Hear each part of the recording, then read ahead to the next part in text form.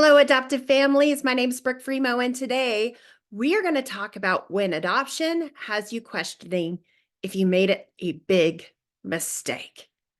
Guys, if you are in the world of parenting a trauma-exposed child, which is all adopted children, then you know that you are up against a battle. It is not a simple and easy thing, and today we are going to look at where that fear comes from. Did you make a mistake? Are you equipped? Are you enough? Is this the right thing to do? As I mentioned, my name is Brooke Fremouw. I'm a certified trauma support specialist. I work with adoptive families as a specialty, and I am an adoptive mom to 11 children. And so welcome. Thank you for joining me today. I'm also the founder of Journey University for Adoptive Families. So today I want to talk about the difficulties that come, and fear is what drives them, right? There's a few fears that I wrote down specifically that we're going to address today. The first fear is, wow, my child has needs and behaviors that indicate needs that go far beyond what it is that I am capable of meeting, right? And so you sit there and you ask yourself, am I enough? The next fear that we're going to address is the cost just simply too high? Okay, so let's say we've decided you're enough, that you can do that. However, do you have the financial resources to fight the fight? Are you concerned about what I call the shrapnel, right? Like the grenade behaviors, flying into your marriage, flying into your other children, and the impact being so costly, deadly, incapable of being met, right? You can't sustain it. And so, is it better if you had not adopted or if you disrupt this adoption? The last thing that we're going to address is when you feel like you're losing yourself, right? So there's primary trauma and there's secondary trauma. And if you are raising a child that has you going, did I make a critical mistake? Do I need to unwind this? Then you're probably a victim of both primary and secondary trauma at the hands of a trauma cycle that has engulfed your home. Now, I know I just used a lot of words that are a little bit sciencey there, but primary trauma is when your child is directly, blatantly creating trauma for you. So this comes across with a lot of my clients as physical aggression, right? We didn't have a lot of physical aggression happening in my home. We had aggression, which is also traumatizing, right? The breaking of objects, the slamming of things, those kinds of things, right? So there's primary trauma, the words that fly out of their mouth that are just unimaginable at times. And then there's secondary trauma. Secondary trauma is when you've got some pretty big feelings because of the things that your child has experienced and had to survive through, where you look at their world and you've got sadness or anger on their behalf because of what's happening. You probably have secondary trauma that you don't even really recognize, because as I say that, you go to prior to adoption typically, right? But what about when your child's not being invited to birthday parties? What about when your child is being treated poorly by the people who should stand beside them? What about when your extended family doesn't support the adoption? There's some both primary and secondary trauma there, because you're like, my child doesn't deserve that. They deserve to have a grandma and grandfather. And yet, this person is also receiving secondary trauma when they see you being hurt. And so they're afraid and they don't know how to engage, so they pull away. And the trauma cycles go round and round and round. And at the end of the day, you're like, who am I? I've lost who I am, what I do, and the people that stand in the gap with me and for me. And I'm not sure that I can continue to pay that price. My marriage might be crumbling. Our communication may be shut down within our home, and it's behavior after behavior after behavior, and you just can't keep doing it. You can imagine raising 11 kids. We've seen a lot. We've seen a lot. We've been through a lot, and we said yes to a whole lot, and we continue to say yes to a whole lot. And so, Mama, Daddy, I hear you. Let's break this down. Let's talk about the first thing. When you fear that you are not enough. Can I just tell you right now, you're not? You can always count on me to be helpful. Right? You're not. The reality is you didn't create the wounds that your child is enduring and processing and going with. You may have created some post, right? You may have not had moments that you are not proud of, that have certainly not helped the situation, but the deepest daggers of wounds, you didn't create them. You are not going to fix them. So instead of trying to be enough, what if we shift your focus? What if instead of trying to be enough to solve all of the problems and to do all of the healing, we let God be God and we decide, hey, listen, this is bigger than what I am capable of. I'm just going to love this child right where they're at. I'm not going to make this about me and what I bring to the table. I'm going to know that I am insufficient. And so I remember the day, actually, it was, let's see. We're going back 17 years. It was 17 years ago when I remember the Lord literally whispering that you are sufficient in your insufficiencies and that is enough. And what did I mean by that? What did the Lord mean by that? It was very, very clear to me that I don't have to be all things. I don't have to do all things. I have to just keep showing up. And as I received that message and processed through that, it really took a lot of pressure off of me. Because I had put a lot of pressure that the house needed to look a certain way and the food needed to look a certain way, and the therapies and the medical appointments and my child's behaviors and all of the things had to fit inside a certain box because I was raised by a mom who, guess what? It all fit inside a perfect little box. And I realized, you know what, that box needs thrown to the curb. That is an unrealistic expectation. And the reality is that I'm going to have to reestablish my expectations. And right now, loving my child and setting healthy boundaries, that's got to be enough. The rest is going to have to fall into place.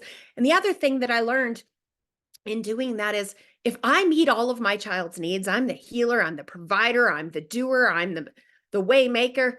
Why do they need the Lord? They don't. They have me instead. So through my insufficiencies, it points to a need for a savior. It points to a need for the creator of the universe. My children, they're never going to mistake me as a God, right? They're going to know that mom is limited in her capacity and I better look elsewhere for some of my healing. This is not going to come through medicine, through friendships, or through my parents. Let's look at point number 2. Point number 2, the cost is too high. I am afraid that the cost is too high. Did I make a mistake? Cost is high. I remember our first child that needed to go into residential treatment that wasn't covered by any insurance. And literally, we had to sell our house and downsize. We had to cash in 401k in retirement in order to be able to pay those bills associated with it. But if we didn't, we were at risk of losing our other kids because this child had gotten to a point where there were false accusations being made just to try and hurt us as parents. Now, that's a tough pill to swallow, right? But at the same time, we knew that this child had only been with us for a year and a half. She came as a tween and was an early teen at this point. And that if we said no, we're no longer going to do this, and we severed the adoption, that multiple negative consequences were very, very likely. We didn't want those consequences for her. We didn't want those consequences for us. We didn't want those consequences for the other kids in the house. And so at the end of the day, praise the Lord, we could sell the house in this market. That's a different thing, right? But we could sell the house and downsize. We could tap into our retirement and make it possible to provide the best opportunity for her, for us, and for our other children to be able to be neutralized and stabilized. I can't tell you financially, emotionally, and otherwise what that was like. If you're in this situation, you know what I'm talking about, right? The cost can be very, very high. And one of the things I remember going back over, mind you, this is many, many years ago, 16 years ago, that we're having this conversation with my husband. And he said, this is unfair to the other kids. They love her. They don't understand. They don't get it. None of this makes sense. Are our other children going to be okay? I don't know your circumstances. I know that many of my clients' families, many other adoptive homes that I know, there's sibling perpetrating going on, sexual abuse wise, that occurs. Um, some horrific things that are unimaginable that the outside world would just shake their head and go, whoa, that we would go, if we had only known, if we had only known. And so the cost can be very, very high. And only you can decide what it is that you're able to do. Your obligation is not just to your adopted child, it's to the other children in your home to keep everybody safe. Is there a way in which you can navigate those rough waters and do that and be able to keep everybody safe and loved and protected and nurtured? I hope so. I hope so, but I don't know that for you. What I do know is that some of that shrapnel has hit our children. Some of it has. Behaviors are real. Aggression is real, right? Having parents that are going around processing the trauma that these kids are putting onto them, very, very real. I'm thankful that there was some significant age gaps in between our chunks of kids. And that because I am so aware of the need for cameras and the need for people not being in each other's bedrooms, boys and girls divided on different floors as far as sleeping arrangements, we didn't have to deal with that in our home. But it doesn't mean that shrapnel didn't fly and that a price wasn't carried by everybody in the house. But what I can say is I have some pretty incredible, really committed, resilient children. And when we get together at the holidays and I see the commitment that these siblings all have to one another, despite their differences, despite the different levels of health and stability, man, does it warm my heart. There's a lot of love because it's been hard earned and hard fought. There's a lot of resilience that my kids carry, again, hard earned and hard fought. And so that's something that you guys are going to have to weigh through. Our last point, losing yourself. Are you afraid you made a mistake in adopting because you don't even know who you are anymore? You're so tired, but you can't sleep. You don't want to crawl out of bed in the morning and put your feet down because you know that you're walking on eggshells. And you're just afraid of what today is going to bring, let alone tomorrow, let alone the future of what this child has. I've been there. I have been there more than once with more than one child in seasons of difficulty. And what I would say is that there's always a way back. There's a way back. You've got to take your power back. The number one thing adopted children want, if you follow me, you know this, it's control. They want to be in control. And at the end of the day, them being able to control how you feel and whether or not you're going to have a good day or a bad day is way too much authority for a child. You've got to get the reins back. And so I would encourage you to get into your own counseling, whether that's through church or whether that's through a trauma-informed provider for yourself. I would encourage you to put systems and tools in your house. If you don't know how, that's what Journey University is all about. Systems and tools in your house that require and reinforce body regulation so you don't have loud, you don't have aggressive and chaotic. That's the reason that all of this has been implemented and developed, was because we had it and I couldn't keep doing it. So I had to go to school and figure out how to neutralize the environment for everybody's sake. We couldn't keep doing what we were doing, and all the resources that were poured into behaviorists, psychiatrists, medications, interventionists, IEPs, you name it, weren't working. I remember the day that a therapist had done a session with our child and had come to my husband and I on their way out and said, "You guys are phenomenal parents. Just keep doing what you're doing." And it was like a death sentence.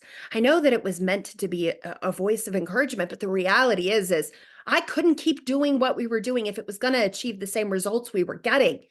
I was going under. Our house was going under. Something had to change. If that's how you feel, I would encourage you to get down into those description area on this video and schedule a call, because it's not sustainable. It's not sustainable. And yet I don't want to see your home broken apart if it doesn't have to be, right? I don't want to see an adoption disrupted if it doesn't have to be. That being said, the question you may want to know, do I need to disrupt this adoption? Do I need to unring this bell? I can tell you I can't answer that for you. I can also tell you that in almost all circumstances, there is a path forward. There is a way. Child may not be in your home, depending on their behaviors and the extremity of them. We've had kids in and out of home, depending, a couple of them, 2 out of 11. That's not too bad, right? For special needs, it's hard. It's really, really hard, but we have had to have kids in residential treatment. But it doesn't mean that they're not ours or that we don't stand there with them and for them and love them through that process. And I can tell you, as one of them became an adult, she said to me, "Mom, you never gave up. You loved me no matter what. You stood there with me and for me no matter what." And I hated it. I hated you and I hated it. But I wouldn't be who I am today had you and Dad quit on me.